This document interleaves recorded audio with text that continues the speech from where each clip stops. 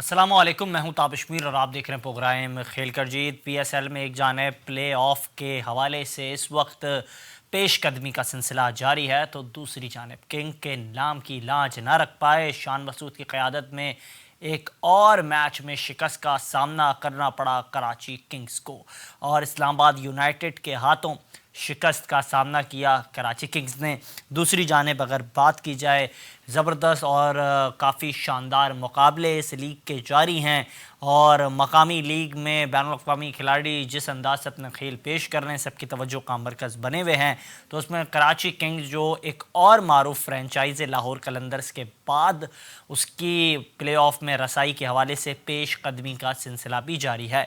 देखना ये होगा कि आया इवेंट के अख्ताम तक कौन सा टीम जो है प्ले ऑफ तक रसाई हासिल कर पाएगी। इसके अलावा अगर बात की जाए तो ग्रेट सर विव रिचर्ड्स की जानिब से बयान सामने आया है। कौमी क्रिकेट टीम के साबिक कप्तान और पेशावर ज़ल्मी के कप्तान बाबर आजम की तारीफ़ किए बगैर सर विव रिचर्ड्स ना रह सके और उन्होंने कहा कि बाबर आजम शानदार खिलाड़ी हैं, इसमें कोई शक नहीं है। जिस अंदाज से वो खेल पेश करते हैं वो दुनिया क्रिकेट के एक शानदार बल्लेबाज है। उन्होंने मज़ीद ये भी कहा कि बाबर आजम जिस तर्ज अमल के साथ बल्लेबाजी का मुजाहरा करते हैं वो वाज़ेह करते हैं ना सिर्फ वो एक शानदार बल्लेबाज हैं, एक ज़िम्मेदाराना अंदाज से वो खेल पेश करने का मुजाहरा भी करते हैं। उन्होंने मज़ीद ये भी कहा कि काम पूरा करते हुए बाबर आजम दिखाई देते हैं, उनका मिशन जो होता है वो अपने मिशन पर वो काम करते हैं और अपना हदफ हासिल करने पर ही उनकी तवज्जो होती है। इसके अलावा उन्होंने ये भी कहा कि बाबर आजम की तारीफ़ इसलिए भी बनती है क्योंकि इसमें कोई दो राय नहीं है, जिस क्लास के वो खिलाड़ी हैं उनकी तारीफ़ यकीनी तौर पर बननी चाहिए। दूसरी जानिब पाकिस्तान क्रिकेट बोर्ड और उसमें तब्दीलियों और तकरीरों से मुताल्लिक बाज़गश अमली तौर पर कब मुमकिन हो पाएगी, इससे मुताल्लिक भी क्रिकेट हलकों में गुफ्तगू का सिलसिला बरकरार है। पीसीबी इंतज़ामिया ढांचे और कौमी सलेक्शन कमेटी में तब्दीलियों का इम्कान वाज़ेह किया जा रहा है। वाज़ेह रहे कि सैयद मोहसिन रज़ा नकवी जो चेयरमैन पाकिस्तान हैं उनकी जानिब से इस वक्त जिस तरीके से वो काम करते हुए दिखाई दे रहे हैं, ऐसा क्रिकेट के हलकों में शुबा पैदा हो रहा है कि वो काफ़ी सोच कर और फूक फूक कर कदम रखने की कोशिश कर रहे हैं। वाज़ेह रहे कि पाकिस्तान क्रिकेट टीम और न्यूजीलैंड के माबैन पीएसएल के बाद होम सीरीज़ खेली जाएगी, जिससे मुतालिक भी कौमी स्क्वाड के हवाले से इस वक्त ख़बरें गर्दिश कर रही हैं।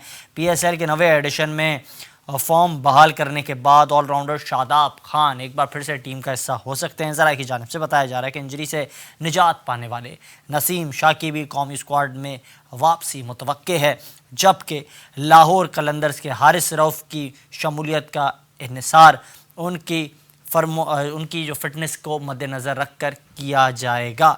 दूसरी जानिब अगर बात की जाए तो ख्वाजा नाफे सरमान अली आगा का भी स्क्वाड में हिस्सा बनने का इम्कान वाज़ेह किया जा रहा है, जबकि शानदार अंदाज से गेंदबाजी का मुजाहरा करने वाले हन्नान शाह उनकी भी टीम में शमूलियत का इम्कान वाज़ेह किया जा रहा है और ये तमाम चीज़ें अब ज़ेरे गौर हैं। इसी हवाले से हम बात करेंगे। हमें ज्वाइन किया है लाहौर से स्ट्रेट अवे, किसी तारीफ़ के मोहताज नहीं है, अमर नजीब सत्ती साहब ने। सर बहुत शुक्रिया सत्ती साहब कीमती वक्त देने के लिए, वेलकम टू द शो। जी बहुत शुक्रिया, थैंक यू सो मच आप लोगों का मदद करने के लिए। सर इसी हवाले से बात कर रहे थे, मुसलसल ये लीग जहाँ जा रही है, इस लीग के ज़रिए हमने कई ऐसे टैलेंटेड खिलाड़ियों को पाकिस्तान टीम का हिस्सा बनते हुए देखा। आया अगर वो हसन अली हों, हैदर अली हों, आसिफ अली हों, तमाम ये पाकिस्तानी स्टार्स जो हैं पीएसएल के ज़रिए ही सामने आए और ऐसा ही लग रहा था एक और नौजवान मिस्ट्री स्पिनर पाकिस्तान को मिल चुके थे, लेकिन इत्तफाकन ऐसा हुआ दौरान लीग ही उनके एक्शन को रिपोर्ट कर दिया गया। क्या समझते हैं? उस्मान तारिक की मैं बात कर रहा हूँ, क्या कहेंगे उनके हवाले से? मुसलसल आप भी काफ़ी कुछ कह रहे थे, आप भी काफ़ी ज़्यादा जो है उस्मान तारिक को फेवरेट करार दे रहे थे वर्ल्ड कप प्लान्स के हवाले से। मुश्किल खड़ी हो गई उनके लिए? आज भी बिल्कुल परेशानी का लम्हा तो होता है। देखिए उनका एक्शन भी देखिए काफी मतलब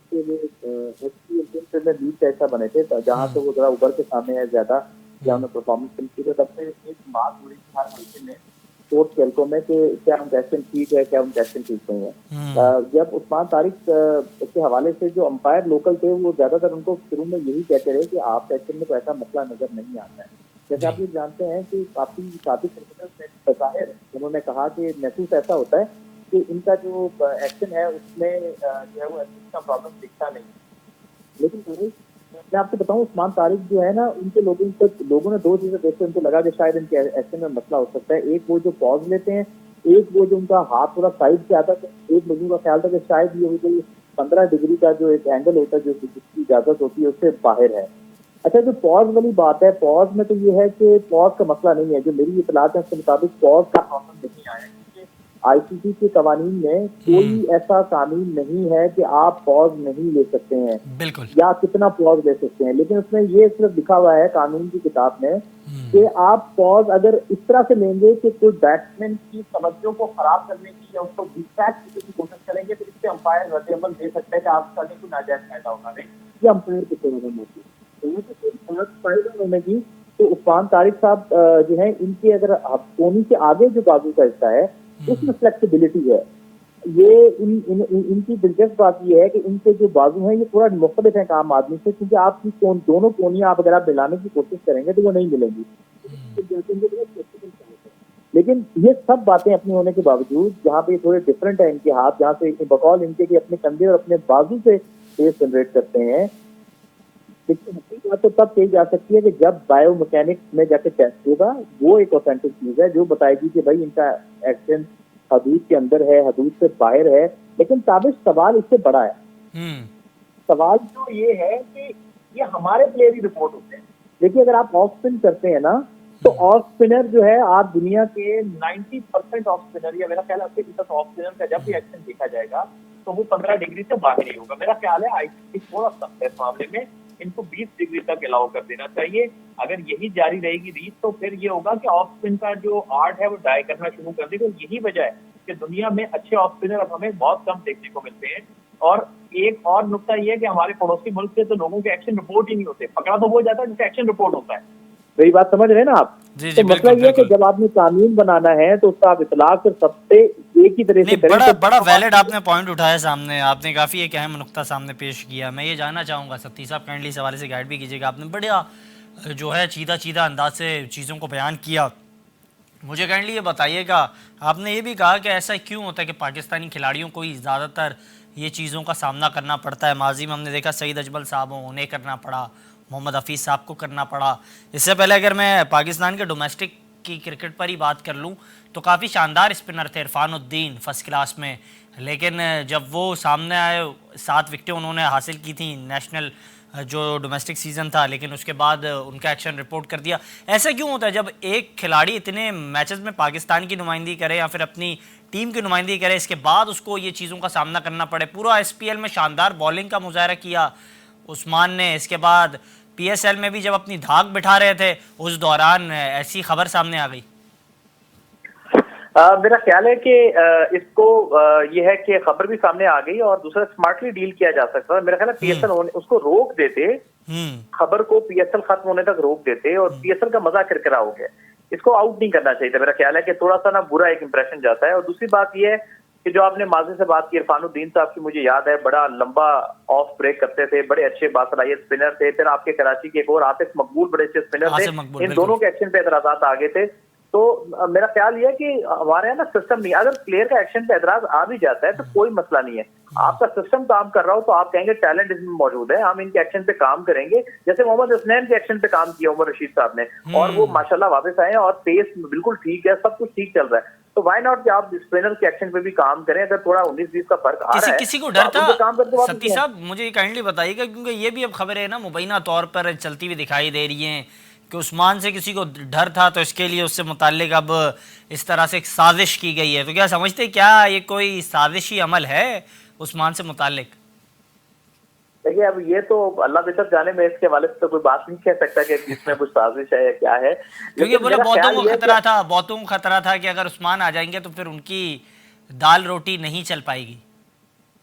देखिए, उस्मान था तो थ्रेट ना देख, क्योंकि वो थोड़ा अनयूजुअल उनका स्टांस है, तो उनके स्टांस की वजह से जो है वो लोग प्लेयर उसको पिक नहीं कर पा रहे थे और काफी मुश्किल खड़ी कर रहे थे। और ऐसा भी है कि उस्मान जो है वो काफी डिफरेंट टाइप के स्पिनर है। तो डेफिनेटली आपको पता है प्रोफेशन में ऐसा होता तो है कि एक थ्रेट तो बन जाता है।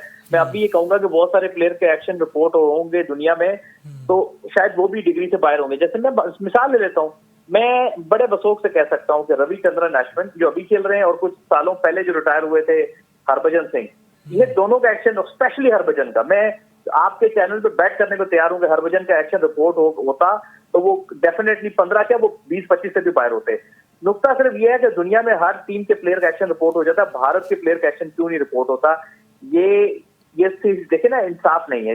ये थोड़ा सा मैं समझता हूँ कि आईसीसी तो बिल्कुल ही जो है वो एकतरफा हो जाता है इस मामले में, तो ये थोड़ी सी इस लिहाज से ज्यादती लगती है। बिल्कुल ज़्यादती है, आपने बिल्कुल दुरुस्त एक अहम नुकता उठाया। मुझे काइंडली ये भी बताइएगा, क्योंकि आप लाहौर में मौजूद हैं, इस्लामाबाद इतना दूर नहीं है जहां लोगों की तकदीरों के फैसले होते हैं।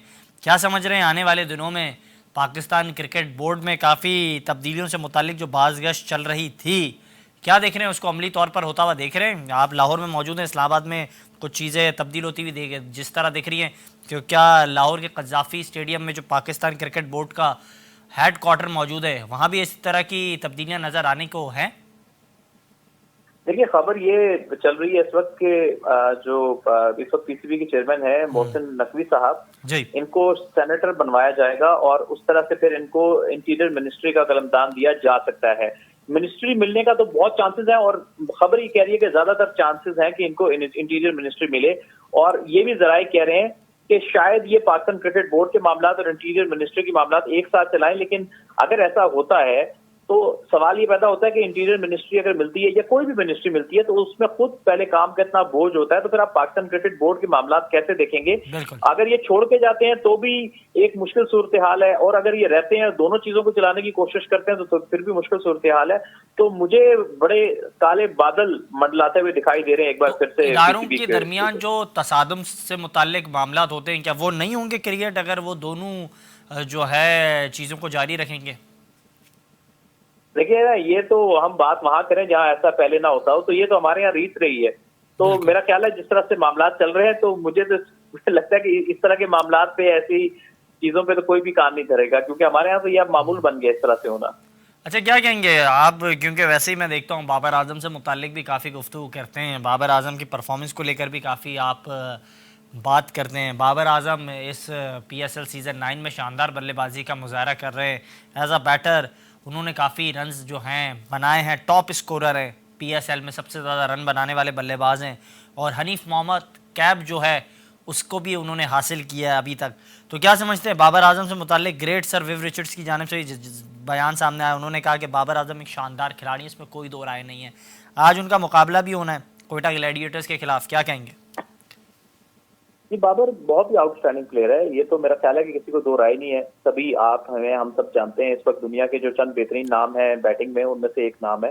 तो मुस्तकबिल करीब में वापस से बाबर आजम की कप्तानी को बहाल होता हुआ देख रहे हैं? नहीं, मुझे नहीं लगता बाबर आजम वापस कप्तान बनेंगे, ना उनको बनाना चाहिए और ना बाबर को बनना चाहिए।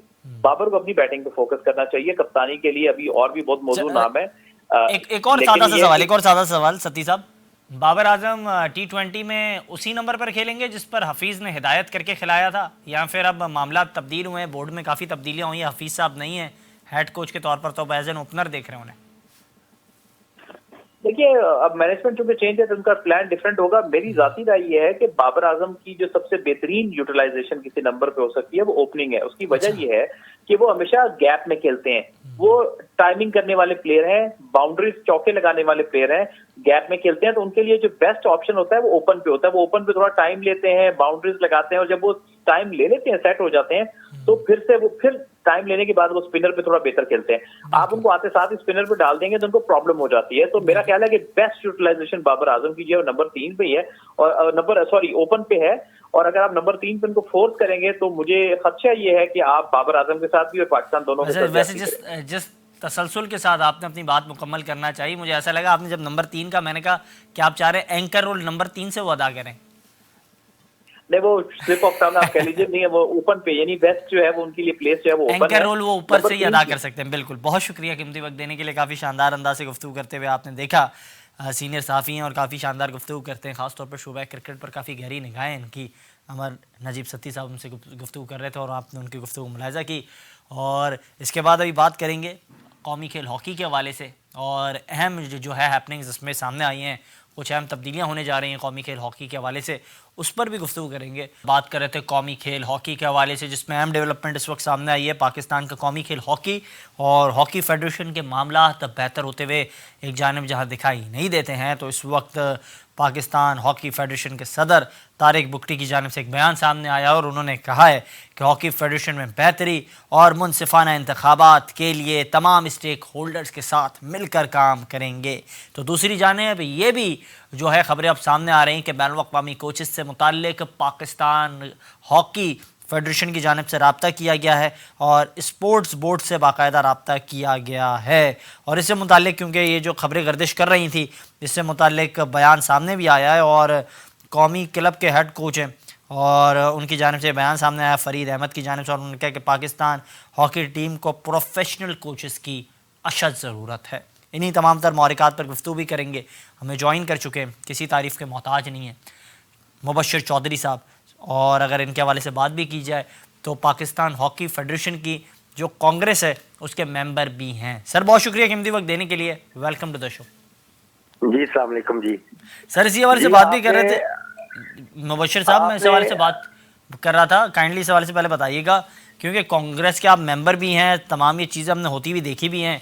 मुस्तकबिल करीब में फेडरेशन के मामलात को बेहतर होते हुए देख रहे हैं आप? जो चीज़ें बात की जा रही है प्लान्स की, जिस तरीके से जो है बात कर रहे हैं बुगटी साहब, आप देख रहे हैं क्या इस तरह से होगा जो बयानात हैं उनके? जी आपका बहुत शुक्रिया।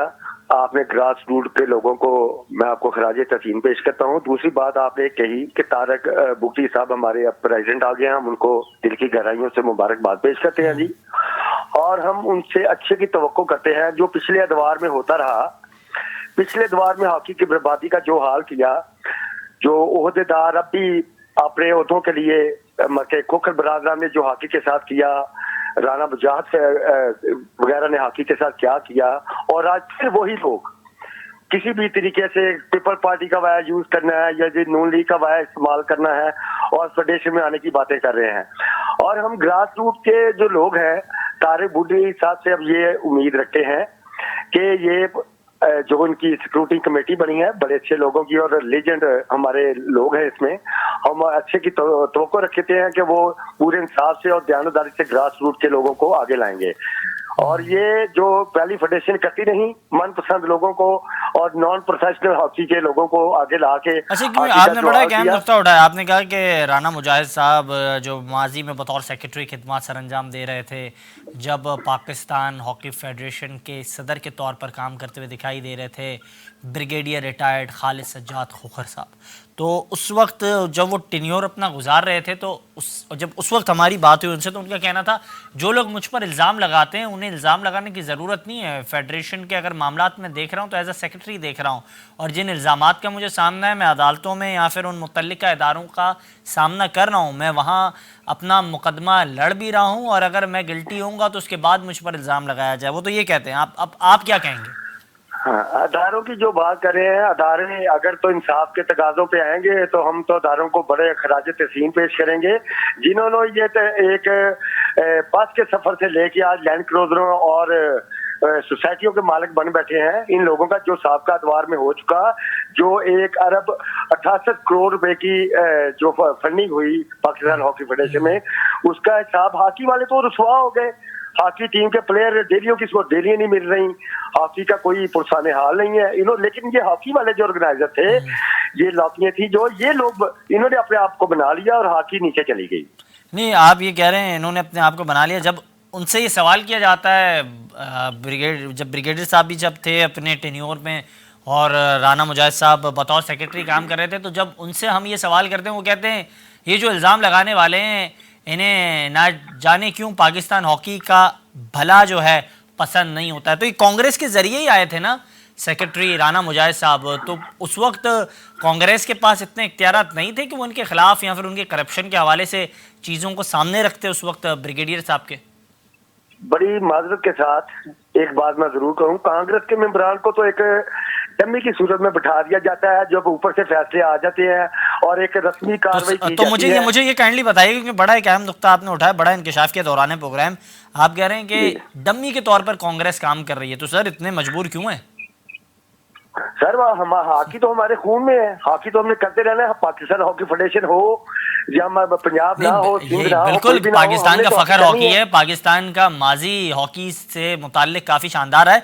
लेकिन अगर आपकी सवाबदीद नहीं है, कांग्रेस में आप लोग मेंबर हैं, आप लोग अपने चीज़ों को पेश करते हैं, तो चौधरी साहब जब आपकी सुनी नहीं जाती है तो फिर बतौर मेंबर रहने का कुछ फ़ायदा? नहीं सर, फायदे और नुकसान की तो बात नहीं, हम तो पाकिस्तान हॉकी की बात करते हैं। बेहतरी की बात फायदा करें, अगर बिल्कुल। तो तवक्कुफ ठीक कीजिएगा, है, हम तो हॉकी तवक्कुफ की कीजिएगा। हमें ज्वाइन किया ताहिर अली शाह साहब ने। सर बहुत शुक्रिया कीमती वक्त देने के लिए। मारूफ पाकिस्तान के इंटरनेशनल हॉकी प्लेयर भी हैं, किसी तारीफ के मोहताज नहीं हैं, और इस वक्त मौजूद हैं पोलैंड में। हमें वहीं से ही ज्वाइन कर चुके हैं बजरिया ऑडियो कॉल। शाह साहब बहुत आपकी नवाजिश, आपने टाइम दिया। क्या कहेंगे इस हवाले से? माजी में मुझे याद है जब आप प्रोग्राम में हमारे साथ मौजूद थे, आपने कुछ चीदा चीदा गुफ्तगू की थी इकरार बेग साहब से मुताल्लिक। अभी भी आप अपने उस मुद्दे पर कायम है? जी, बिस्मिल्लाहिर्रहमानिर्रहीम। सबसे पहले ताबिश आपको सलाम और आपकी पूरी टीम को मेरी तरफ से सलाम, और बहुत बहुत शुक्रिया आप लोगों ने मुझे पाकिस्तान हॉकी के बारे में बात करने के लिए अपने प्रोग्राम में मदऊ किया। देखें, इकरार बेग साहब का मैं नहीं समझता कि उनको इतनी प्रोग्रामों में इतनी वैल्यू देनी चाहिए, क्योंकि जो इन्होंने पिछले वो बाहर बैठे हैं मुल्क से, और ना वो पाकिस्तान हॉकी की बेहतरी के लिए कोई काम कर रहे हैं, ना ही वो पाकिस्तान हॉकी की बेहतरी के लिए कोई एडवाइजेस कर रहे हैं। आप उनके सोशल मीडिया चैनल के अगर विजिट करते हैं तो आपको पाकिस्तान हॉकी के अगेंस्ट ही पोस्ट और उनकी जो बातें हैं, उनके जो आइडियाज हैं, वो आपको मिलेंगे। हॉकी की बेहतरी के लिए वो बात वो नहीं कर रहे। अगर पाकिस्तान हॉकी के लिए सर उनका मानना ये कि इस वक्त हॉकी को तबाह करने वाले जो हैं वो नहीं चाहते हैं कि वो पोस्ट करें। उनका मानना ये कि जो हल्के हैं, जो उन पर तनकीद करते हैं बशमूल आपके, वो ये समझते हैं कि आप लोग इसके लिए तनकीद करते हैं क्योंकि आपको कुछ मालूम नहीं है। उन्हें काफ़ी कुछ मालूम है। उन्हें माजी से लेकर अब तक हॉकी का जवाल और उससे पहले तरक्की तमाम तर चीज़ों का इल्म है। अब आप क्या कहेंगे इस हवाले से? अपना लब्बे लुबाब इस हवाले से बयान करें। सर, हमें अगर कुछ पता नहीं है तो इकरार बेग साहब को भी मेरे ख्याल से पाकिस्तान हॉकी के बारे में और पाकिस्तान में जो हो रहा है वो उसके बारे में 1% भी उनको पता नहीं है। उनकी सोशल मीडिया प्लेटफॉर्म पे सिर्फ 2 या 3 लोगों के खिलाफ जो एजेंडा जो है उनका, वो उस पे काम कर रहे हैं। किसके एजेंडे पे काम कर रहे हैं? वो कराची के 2-3 जो लोग, जो उन्होंने किरदार कशी करने वाले लोग, जो पाकिस्तान में जो हॉकी की बेहतरी नहीं चाहते, ये एक स्पेशली लॉबी के लिए काम कर रहे हैं। सर, वो लॉबी के कौन कौन लोग हैं, नाम तो बताएं। वो लॉबी में इनके सर सैयद यूनिवर्सिटी के कोई 2 लोग होंगे, 1-2 लोग हैं, और उसके बाद शेखुपुरा से हैं और फैसलाबाद से हैं। ये जो मिलजुल के ये किसका नाम आप लेना चाह रहे हैं? सर सैयद यूनिवर्सिटी में तो इंटरनेशनल हॉकी प्लेयर भी हैं, आप उनका नाम लेना चाह रहे हैं? आप यही समझ लें, क्योंकि सबको पता है कि समझबूझ पर बातें तो नहीं की जाती ना सरकार, समझबूझ पर तो बातें नहीं की जाती। बताइएगा ना आप, क्योंकि इल्जाम लगा रहे हैं तो आपके पास तफसीलात मुकम्मल है। मेरे इल्जाम का प्रूफ ये है कि जैसे ही इकरार बेग साहब की वॉल के ऊपर मेरे खिलाफ किरदार कशी की गई, वो किरदार कशी करने वाले जो 3-4 लोगों को मैंने नाम लिया था, और उसके फौरन अच्छा ये मुझे बताइएगा। इकरार बेग साहब कहते हैं, उनका ये कहना है कि मुझे कुछ पाकिस्तान से चाहिए नहीं, ना तो फेडरेशन से चाहिए। मैं इस वक्त पाकिस्तान से कोसों दूर हूँ, यूएसए में मौजूद हूँ। मुझे बस हॉकी का दर्द है, मैं वो तहरीर करता हूँ, वो अमली तौर पर लिखता हूँ। अगर वो पसंद नहीं आ रहा है जिसको, तो उसका अपना मर्जी, उसकी अपनी ज़ाती राय है, मेरी ये मर्जी है।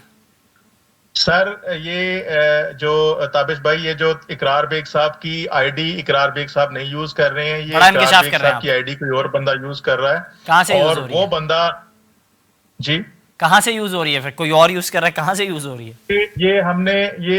मैंने पर्सनली अपने रेफरेंस से साइबर क्राइम को रिक्वेस्ट की है, क्योंकि इन्होंने मेरे ऊपर पर्सनल अटैक किया था, और मैं जब तक ये चीजें मेरे पास प्रूफ आएंगी, मैं with name, with device name और विद मैं आपको पूरा जो है, जो हम तक मुझे इंफॉर्मेशन मिली उसमें सिंध से ये वाला जो है वो लोगन आईडी IME पासवर्ड से ये यूज हो रहा है। ये शॉम 8.0। आखिरी पॉइंट ऑफ व्यू आप दोनों से मैं लूंगा, क्योंकि आप भी पाकिस्तान हॉकी की बेहतरी के लिए बात कर रहे हैं, चौधरी साहब भी मौजूद हैं। चौधरी साहब, सबसे पहले आपसे सवाल से बात करूंगा।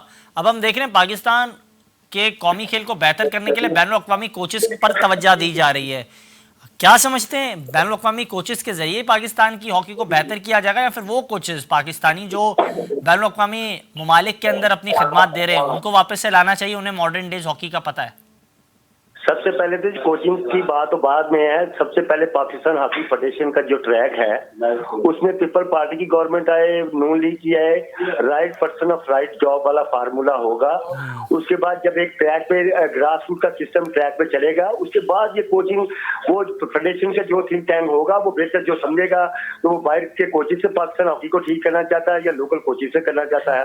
लेकिन हम सिस्टम की जो सिस्टम है, मैं हुकूमत वक़्त से वज़ीर आज़म शहबाज शरीफ साहब से और जो नए सदर बनने जा रहे हैं आसिफ ज़रदारी साहब से अपील करता हूँ, right person of right job वाला फार्मूला इस्तेमाल किया जाए, ना कि अपने बंदों को नवाज के उनको फंड दे के वो हॉकी के जो बिठाए जाए। तारिक साहब सही है, तारिक साहब जो जॉब अदा कर रहे हैं, जिस नौकरी पर गामज़न है बतौर सदर, वो उनकी कारकर्दगी से आप मुतमईन हैं?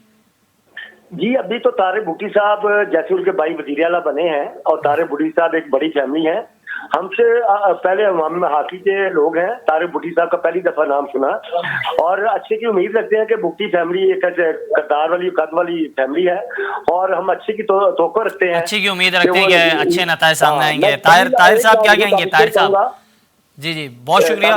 एक बात जरूर मैं इसमें जरूर कहूंगा कि एक थिंक टैंक हो जो जिसमें सीनियर ब्यूरोक्रेट, ईमानदार ब्यूरोक्रेट और लीजेंड्स जैसे समीउल्लाह खान, शनाज शेख, हनीफ खान जैसे लोग, ये लोग बैठे हैं जिन्होंने ये वक्त गुजार दिया ना, जिन्होंने हॉकी को बर्बाद कर दिया, उनकी अब हॉकी में बातें ना की जाए। अख्तर रसूल साहब को छोड़ दें, वो अपना रेस्ट करें, वो काफी हॉकी से खिलवाड़ कर चुके, वो खिलवाड़ कर चुके हैं। अच्छा, हाँ खिलवाड़ कर चुके हैं, बिल्कुल खुले दिल से कह रहा हूँ। हॉकी का जो खिलवाड़ चौधरी अख्तर रसूल ने किया वो पाकिस्तान की हिस्ट्री में जब भी कहेंगे, जहाँ भी कहेंगे, मैं हाजिर हूँ अख्तर रसूल साहब के सामने आने के लिए। आप बड़ा इल्जाम उन पर चले आयद कर रहे हैं। बहुत शुक्रिया चौधरी साहब कीमती वक्त देने के लिए। ताहिर साहब, आपसे आखिरी पॉइंट ऑफ व्यू मैं लूंगा इस हवाले से कि क्या कहेंगे, एक जानिब क्योंकि आप मुसलसल ये बातें तो कर रहे हैं, तो क्या कौमी खेल हॉकी को उन कोचेस के जरिए बेहतर किया जा सकता है जो पाकिस्तान से कोसों दूर हैं? आप जैसे सलाहियतमंद कोचेस जिनकी खिदमत ली जाए, जिन्हें पाकिस्तान में लाया जाए, जिन्हें मॉडर्न डेज हॉकी का पता है। अदनान जाकिर जब टीम के साथ मौजूद थे तब भी हमने नताइज देखे। अगर आप जैसे अदनान जाकिर जैसे लोगों को बोर्ड जो है फेडरेशन के साथ मुंसलिक किया जाएगा तो क्या नताइज सामने आ सकते हैं टीम के साथ वो अगर हों?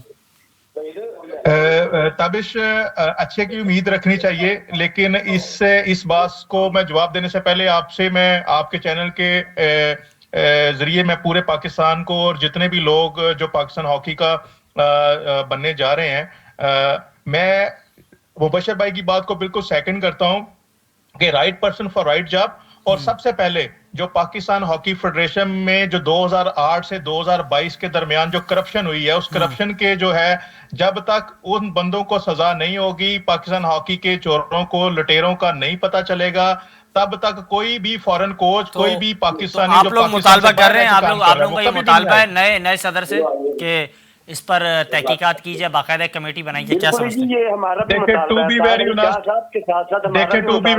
ओवरसीज पाकिस्तानी, जब तारिक भुट्टी साहब की नॉमिनेशन हुई थी तो हमें बड़ी खुशी हुई थी कि छोटे सूबे बलोचिस्तान की तरफ से एक जो है वो कद्दावर शख्सियत आई है। तो उन्होंने जो उनका पाकिस्तान हॉकी फेडरेशन के लिए जो उनको नॉमिनेट किया गया था स्क्रूटनी के लिए, वो अभी तक 3 महीने ऑलमोस्ट होने जा रहे हैं। आखिरी सवाल ताहिर साहब आपसे इस हवाले से लूंगा, क्या अगर आपको मौका मिले बतौर कोच पाकिस्तान टीम के साथ असाइनमेंट दिया जाए, will you try to give your contribution with Pakistan team?